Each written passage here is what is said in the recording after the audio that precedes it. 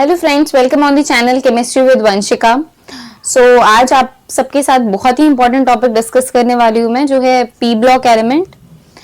तो इस वीडियो में आपको पी ब्लॉक एलिमेंट के जितने भी इंपॉर्टेंट टॉपिक्स हैं, I have tried to give you all relevant notes in this video. और जो भी फर्दर वीडियोस होंगी तो उसमें भी हम पी ब्लॉक एलिमेंट्स के बारे में डिस्कस करेंगे। उसमें आपको जो पी ब्लॉक एलिमेंट्स का कुछ बहुत ही इंपॉर्टेंट पोर्शन है वो हम हमारी नेक्स्ट वीडियो में डिस्कस करेंगे। ये आप इंट्रो पार्ट समझ सकते हो आप पी ब्लॉक एलिमेंट्स के लिए, but still it's important as well, because इसमें भी हम जो छोटे छोटे क्वेश्चंस हैं जो शॉर्ट आंसर्स में आपको पूछे जाते हैं वो सारे क्वेश्चंस आपको डिस्कस करेंगे, इसमें मिल जाएंगे इस वाली वीडियो में। तो चलिए स्टार्ट करते हैं। So the first question which has been many times asked is chlorofluorocarbon. Okay friends, तो बेसिकली क्या होता है इसमें क्लोरोफ्लोरोकार्बन जो पी ब्लॉक एलिमेंट है चैप्टर आपका, उसमें एक टॉपिक आता है क्लोरोफ्लोरोकार्बन। तो उसके अंडर में दो टॉपिक्स सब टॉपिक्स हैं उसके, फ्यूरॉन एंड टेफ्लॉन। ये बहुत ही ज्यादा इंपॉर्टेंट दोनों ही टॉपिक्स हैं, तो इनको हम सेपरेट वीडियो में डिस्कस करेंगे। इसकी प्रिपरेशन, रिएक्शन एंड यूजेस बहुत बार एग्जाम में पूछी गई है, तो इसीलिए उसको सेपरेटली काफी अच्छे से डिस्कस करेंगे। तो नेक्स्ट वीडियो में हम लोग उसको डिस्कस करेंगे। And the second thing is that the second question which has been many times asked in your exams is that silicates. Silicates क्या होते हैं, उनका स्ट्रक्चर क्या होता है, टाइप्स क्या होते हैं, तो ये भी सारी चीजें बहुत बार एग्जाम में पूछी गई हैं। तो यहाँ पर बेसिकली मैंने आपको एक रफ स्ट्रक्चर, एक रफ रिव्यू दिया हुआ है, तो आप उसको देख सकते हो। बाकी इन सब टॉपिक्स को भी हम बाद में फर्दर डिस्कस करेंगे। And if you want to make your notes by yourself or by your own, so you can make it with the help of book. तो ये जो टॉपिक्स हैं, आप जो फ्यूरॉन है, टेफ्लॉन, तो ये टॉपिक्स एंड साथ ही साथ जो सिलिकॉन है, तो इसमें कंटेंट आपको काफी अच्छा आपकी बुक में भी मिल जाएगा। So if you want to go through you can. Thereafter, if I would give you the short review of the silicates, then I would say that it's prepared by, how do they prepare? तो basically इन्हें कैसे prepare किया जाता है, आप कोई भी metal oxide लीजिए या फिर मेटल कार्बोनेट लीजिए, उसको आपको क्या करना होगा, ट्रीट करना होगा सैंड के साथ, देन ये आपका प्रिपेयर हो जाएगा सिलिकेट्स। ठीक है, तो उसके बारे में डिटेल्ड स्टडी हम करेंगे हमारे किसी फर्दर नेक्स्ट वीडियो में। बट आज basically we are concern with the nitrogen family. Okay, so nitrogen family में जितने भी आपके एलिमेंट्स आते हैं उन पे कौन कौन से क्वेश्चंस, उन पर बेस्ड क्वेश्चंस काफी ज्यादा पूछे जा रहे हैं। ठीक है, तो जैसे देखिए friends, why nitrogen gas, nitrogen is gas while other elements are not. यहाँ पर ये क्वेश्चन आपसे पूछा जा रहा है कि नाइट्रोजन गैस होता है व्हाइल, मेनी टाइम्स आपने सुना होगा कि नाइट्रोजन जो है वो एक गैस होता है, बाकी अगर आप अदर एलिमेंट्स की बात करें नाइट्रोजन फैमिली के, तो दे आर नॉट। ओके, सो वही चीज यहाँ पर आपसे पूछी जा रही है कि ऐसा क्यों होता है कि नाइट्रोजन गैस है बट जो उसी के फैमिली के अदर मेंबर्स हैं वो गैस नहीं होते हैं। सो उसके बारे में हम डिस्कस करेंगे। So here the reason is that nitrogen, as because nitrogen is small in size, ठीक है, नाइट्रोजन का साइज बहुत ही ज्यादा स्मॉल होता है। There are London dispersion forces acts between the nitrogen molecules. And the second reason which you can explain about is that nitrogen is able to form, एक और question इसमें से ही आपका फॉर्म हो सकता है चिल्ड्रन, कि नाइट्रोजन ट्रिपल बॉन्ड नाइट्रोजन, आपने देखा होगा जनरली जो बॉन्ड्स हैं, बॉन्ड्स के कोई भी एलिमेंट्स हैं, एलिमेंट्स के बीच में सिंगल और डबल बॉन्ड फॉर्म होता है, बट यहाँ पर नाइट्रोजन जो है हमेशा नाइट्रोजन के बीच में ट्रिपल बॉन्ड, ये nitrogen N triple bond N की स्टेट में होता है। इसका रीजन भी यहाँ पर आपको मिल जाएगा। यहाँ पर लिखा हुआ है कि nitrogen is able to form P pi bonds with the itself. ठीक है, तो क्योंकि नाइट्रोजन पी पाई बॉन्ड का फॉर्मेशन करता है, that's why it's present in N triple bond N state and this triple bond needs, और ये जो ट्रिपल बॉन्ड है, एज यू नो फ्रेंड्स, कि जो ट्रिपल बॉन्ड होता है वो बहुत ही ज्यादा स्ट्रॉन्ग होता है, than double bond and thereafter single bond. तो यहाँ पर जाहिर सी बात है कि अगर आपका कोई भी स्ट्रॉन्ग बॉन्ड है तो उसे ब्रेक करने के लिए आपको ज्यादा एनर्जी देनी पड़ेगी।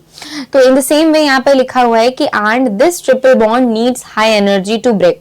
ये जो ट्रिपल बॉन्ड है इसको बहुत ही ज्यादा एनर्जी की जरूरत होती है ब्रेक करने के लिए। So it is heated as almost inert gas because its reactivity is very less। देखिए, क्योंकि आप ये जो ट्रिपल बॉन्ड है N और N के बीच में वो बहुत ही ज्यादा स्ट्रॉन्ग है, तो आपको बहुत ही ज्यादा एनर्जी देनी पड़ेगी इसे ब्रेक करने के लिए। इसलिए जनरली क्या होता है, इसे एज अ इनर्ट गैस, हम इनर्ट गैसेस की कैटेगरी में रखते हैं, उसे इनर्ट की तरह ट्रीट करते हैं, एज बिकॉज इसकी रिएक्टिविटी बहुत ही कम होती है due to very strong bond acts in between them. ठीक है, thereafter nitrogen has more charge and very less size. सो ये भी एक फैक्टर आप इसमें कंसिडर कर सकते हो कि नाइट्रोजन के पास चार्ज बहुत ज्यादा होता है, मतलब चार्ज बहुत ज्यादा होता है और साइज उसका बहुत ही छोटा होता है। When we move down the group, जब आप क्या करोगे आपके पीरियोडिक टेबल में from top to bottom move करोगे, then the group size will increase. तो बेसिकली ये आप सबको पता है कि जब हम कभी भी पीरियोडिक टेबल में टॉप टू बॉटम मूव करते हैं तो क्या होता है कि जो साइज है एलिमेंट्स का वो क्या करता है, इंक्रीज हो जाता है। ठीक है, लाइक सबसे स्मॉल जो है आपका नाइट्रोजन आएगा, उससे बड़ा फॉस्फोरस, देयर आफ्टर आर्सेनिक। तो इस तरीके से जैसे जैसे आप नीचे आ रहे हो क्या हो रहा है कि साइज जो है वो एलिमेंट का इंक्रीज होता जा रहा है। अगर साइज इंक्रीज हो रहा है तो फ्रेंड्स क्या होगा स्टूडेंट्स, वहां पे पोलराइजेबिलिटी जो है वो भी इंक्रीज करेगी। सो इंटरमॉलिक्यूलर जो फोर्सेस हैं उनके बीच में that will also increases correspondingly. Okay, तो it give rise to solid state, that is why. ठीक है, इसके जैसे जैसे आपका इंटरमॉलिक्यूलर फोर्स ऑफ अट्रैक्शन बढ़ेगा तो क्या होगा, सॉलिड स्टेट आती जाएगी, क्योंकि सॉलिड स्टेट में जो इंटरमॉलिक्यूलर फोर्स ऑफ अट्रैक्शन है वो बहुत ही ज्यादा होता है। कौन सी स्टेट में, सॉलिड स्टेट में। तो जैसे जैसे आप टॉप टू बॉटम आओगे क्या होगा, आपका साइज इंक्रीज होगा, साइज के साथ साथ आपकी पोलराइजेबिलिटी बढ़ेगी and along with the polarisability आपका इंटरमॉलिक्यूलर फोर्स ऑफ अट्रैक्शन भी इंक्रीज होगा and this will give rise to the solid state. ठीक है, और दैट्स व्हाई इसीलिए क्या होता है जो नाइट्रोजन है is gas while other solids are while other elements are solid। और इसीलिए ऐसा होता है क्योंकि जैसे जैसे आप आगे आ रहे हो तो उसमें सॉलिड कैरेक्टर इंक्रीज हो रहा है। while अपार्ट फ्रॉम दैट अगर नाइट्रोजन का केस लो आप, तो नाइट्रोजन का साइज बहुत ही छोटा होता है, इट मींस उसकी पोलराइजेबिलिटी बहुत कम होती है। पोलराइजेबिलिटी कम होती है तो आपका इंटरमॉलिक्यूलर फोर्स ऑफ अट्रैक्शन भी उसमें बहुत ही कम होगा। दैट्स व्हाई आप कंसिडर कर सकते हो कि जो नाइट्रोजन है वो गैस की तरह एक्ट करता है while other elements act as a solid। ठीक है, और भी आप इसमें एक्सप्लेन कर सकते हो। ये आपको मैंने पॉइंट्स के फॉर्म में दे रखा है, आप इसको एक्सप्लेनेटरी फॉर्म में एलैबोरेट करके लिख सकते हो अपने एग्जाम में। बट फॉर रिमेम्बरेंस ये आपके लिए बहुत ही एक क्रिस्प नोट्स की तरह है, तो आप इसे बहुत ही अच्छे से रिकॉल रख सकते हो कि जो साइज है वो डायरेक्टली प्रोपोर्शनल होता है बॉन्ड लेंथ के। इट मीन्स दैट कि जैसे जैसे आपका साइज इंक्रीज करेगा आपकी बॉन्ड लेंथ भी इंक्रीज करेगी। इन द सेम वे अगर आपकी बॉन्ड लेंथ इंक्रीज कर रही है तो दैट मीन्स लोन पेयर भी इंक्रीज होंगे, they are directly proportional to each other।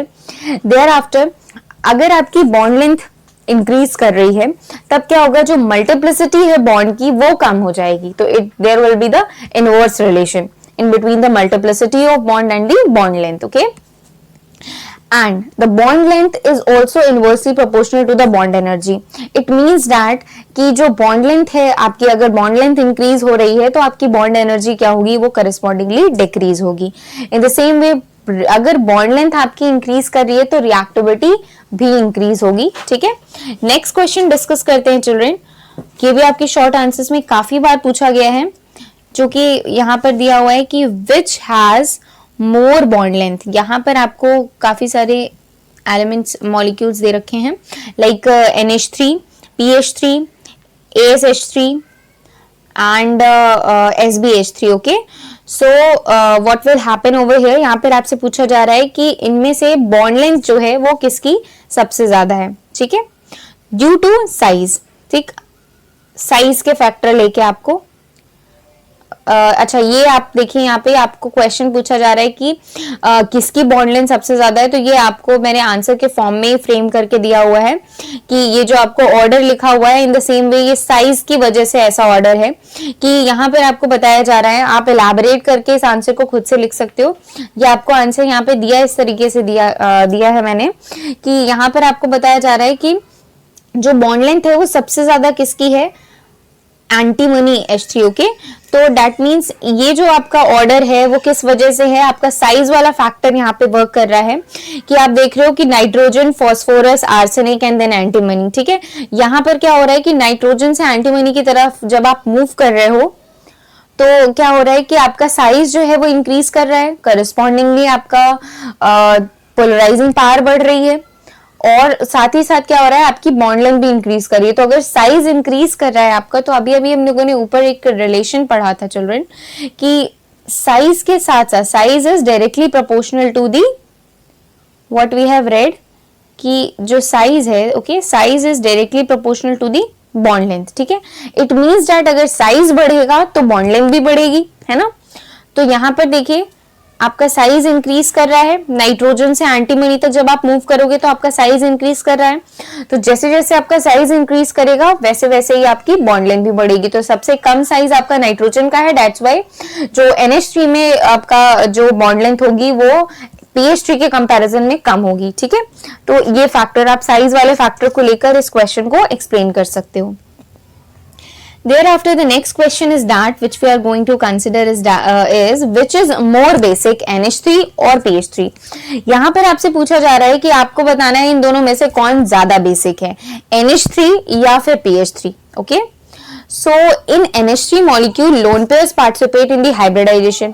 आप सबको पता है कि जो NH3 है उसमें नाइट्रोजन के ऊपर क्या होता है, नाइट्रोजन के ऊपर हमेशा ही क्या होता है कि कभी भी अगर आप नाइट्रोजन लोगे तो नाइट्रोजन के ऊपर लोन पेयर्स प्रेजेंट होते हैं, राइट। NH3 में हमेशा लोन पेयर्स प्रेजेंट होते हैं, ठीक है, नाइट्रोजन के ऊपर। अब ये जो लोन पेयर्स हैं ये क्या करते हैं, पार्टिसिपेट करते हैं हाइब्रिडाइजेशन में। सो इट इज, ठीक है चिल्ड्रन, यहाँ पर क्या होता है, ये जो लोन पेयर्स हैं ये पार्टिसिपेट करते हैं हाइब्रिडाइजेशन में। So it's ready to donate electron pair easily. अब देखिए चूंकि इसके पास क्या है, जो नाइट्रोजन है उसके पास लोन पेयर प्रेजेंट है ऑलरेडी, ठीक है। तो ये जो अपने लोन पेयर्स है वो इजीली क्या कर सकता है, डोनेट कर सकता है। और आपको पता है कि बेसिसिटी किस पे डिपेंड करती है, the tendency to donate pair of electrons, है ना। तो आप खुद देखिए कि यहाँ पर नाइट्रोजन और फॉस्फोरस, ठीक है, नाइट्रोजन के पास लोन पेयर्स प्रेजेंट हैं वाइल फॉस्फोरस के पास ऐसा कुछ भी नहीं है। तो इट्स ऑब्वियस कि नाइट्रोजन जो है वो अपने लोन पेयर्स इजीली डोनेट कर देगा।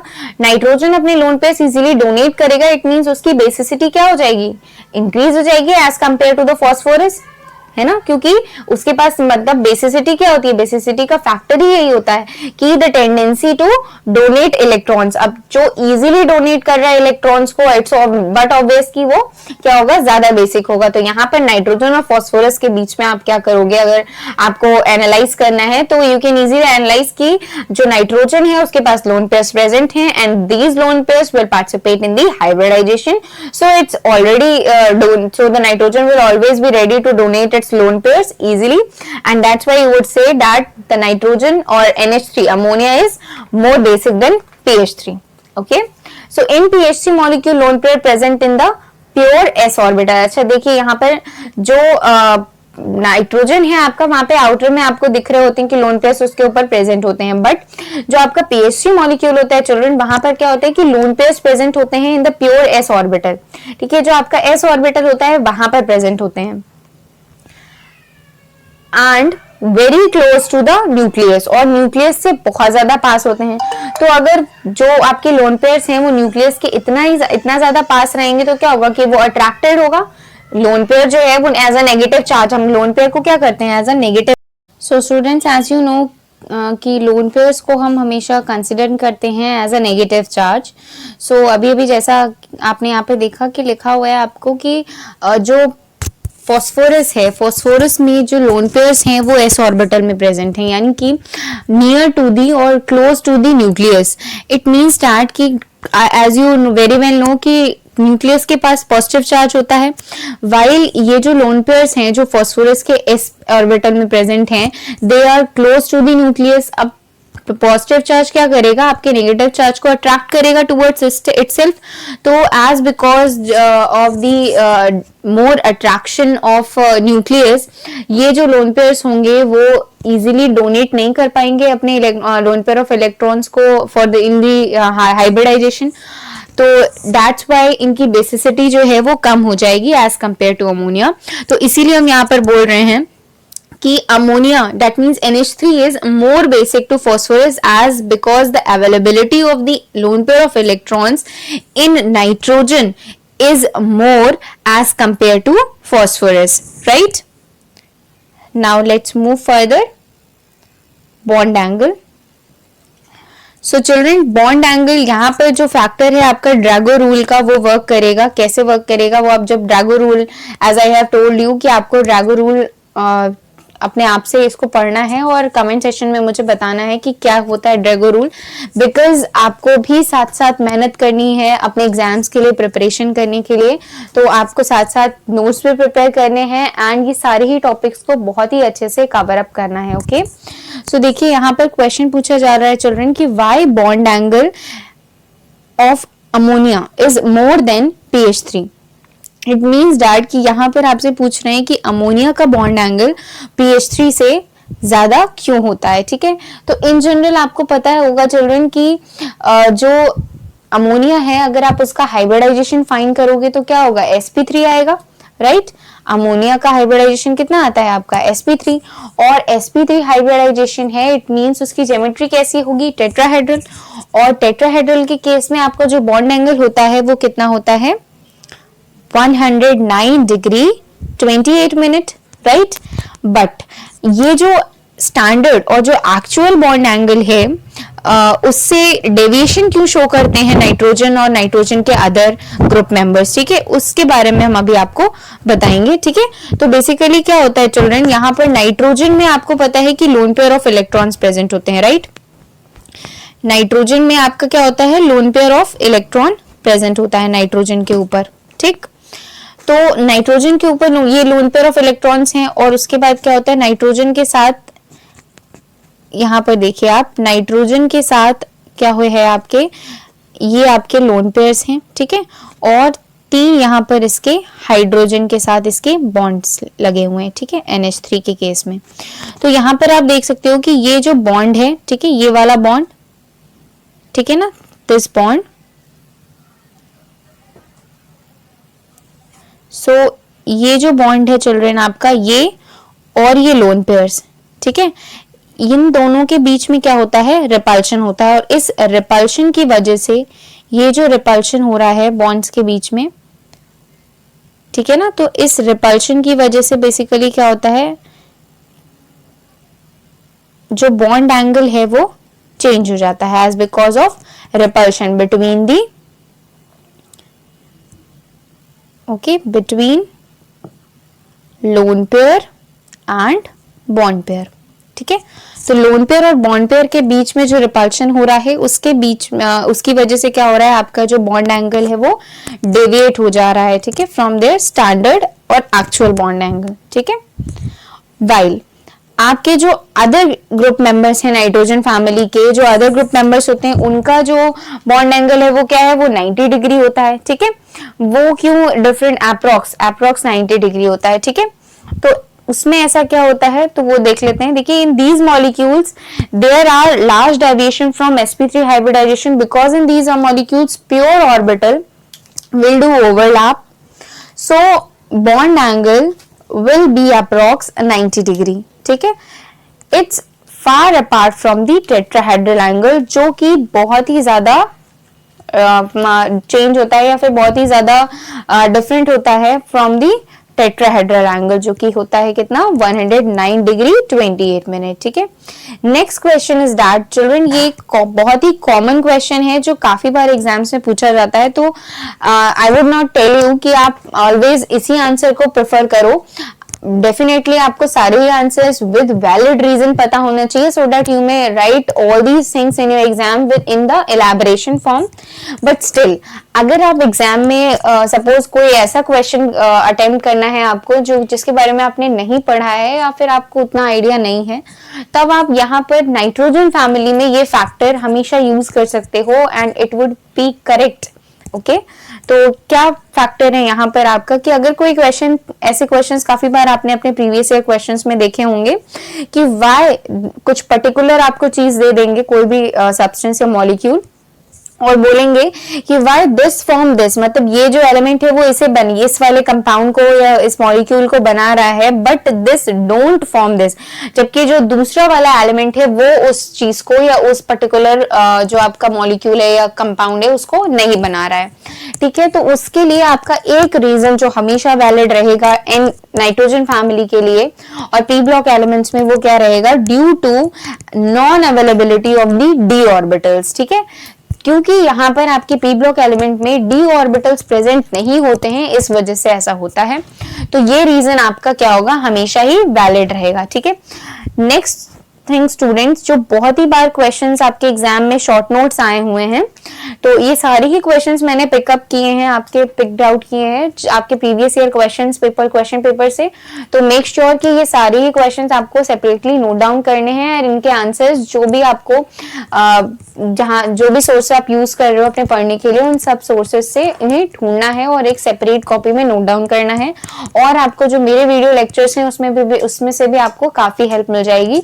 बहुत सारे टॉपिक्स पे मैंने वीडियोस डाल दी हैं ऑलरेडी, और बहुत सारे टॉपिक्स अभी ऐसे हैं जो आपके पी ब्लॉक एलिमेंट्स और एस ब्लॉक एलिमेंट्स के जो बहुत इंपॉर्टेंट मुझे लगेंगे, मैं डेफिनेटली उन पे वीडियो डालूंगी, तो आप उनसे भी हेल्प ले सकते हो।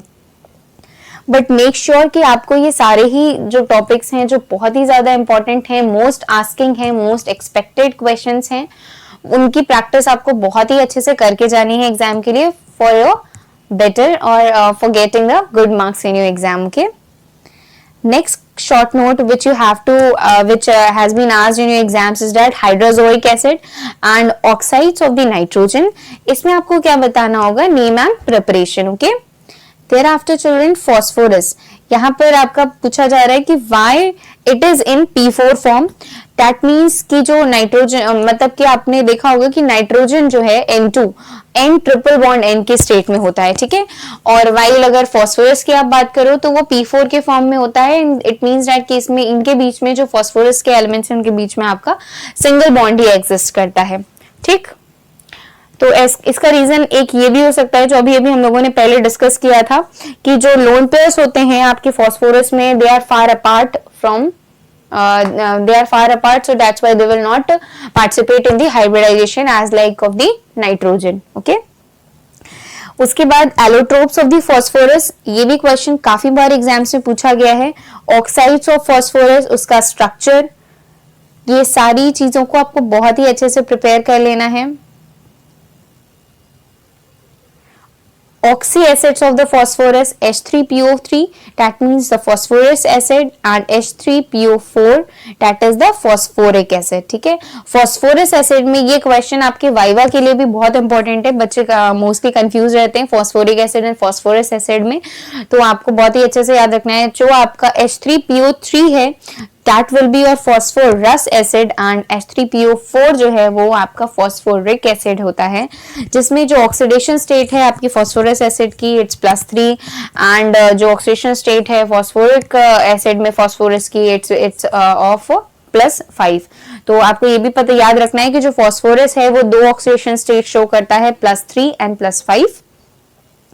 Thereafter children, स्ट्रक्चर्स आपका बहुत ही बार पूछा गया है, ऑक्सी एसिड्स का एग्जाम में बनाने के लिए आता है। तो एक शॉर्ट ट्रिक है जो मैं अभी आपके साथ डिस्कस करने वाली हूँ कि अगर आप कभी भी कोई भी स्ट्रक्चर बना रहे हो तो उसमें क्या है कि आपको एक चीज हमेशा याद रखनी है कि ये वाला जो आपका बॉन्ड है वो जरूर बनेगा आपके स्ट्रक्चर में, P double bond O and P single bond OH। ठीक है, अब कितने बनेंगे, कैसे बनेंगे, वो आपको डिस्कस करने जा रही हूँ मैं आपके साथ। देखिए, सपोज अगर कोई जहां पर भी क्या है कि आपका दो OH ग्रुप प्रेजेंट है, ठीक है, hydroxyl group, then you would say that it is डायाबेसिक।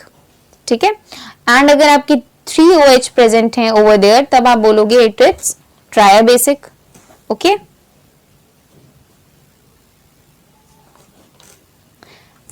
Now the next thing is that removal of oxygen, okay, and removal of water। it means that अगर आप क्या कर रहे हो phosphorus acid से, suppose आपने ऑक्सीजन को रिमूव किया है, then you would say आपका जो प्रोडक्ट फॉर्म होगा वो क्या होगा, हाइपोफॉस्फोरस एसिड फॉर्म होगा। while अगर आपने phosphorus acid से वाटर को रिमूव किया है, removal of water, then you would say then the metaphosphorus acid will form. While अगर क्या हो रहा है कि आपने phosphorus acid, 2 phosphorus acid लिए हैं, उसमें से एक water molecule remove किया है, then it will be called your pyrophosphorus acid. And अगर आपने phosphorus acid और the phosphoric acid लिए, 2 phosphoric acid से अगर आपने water molecule remove किया है, then you would obtain the pyrophosphoric acid. Okay.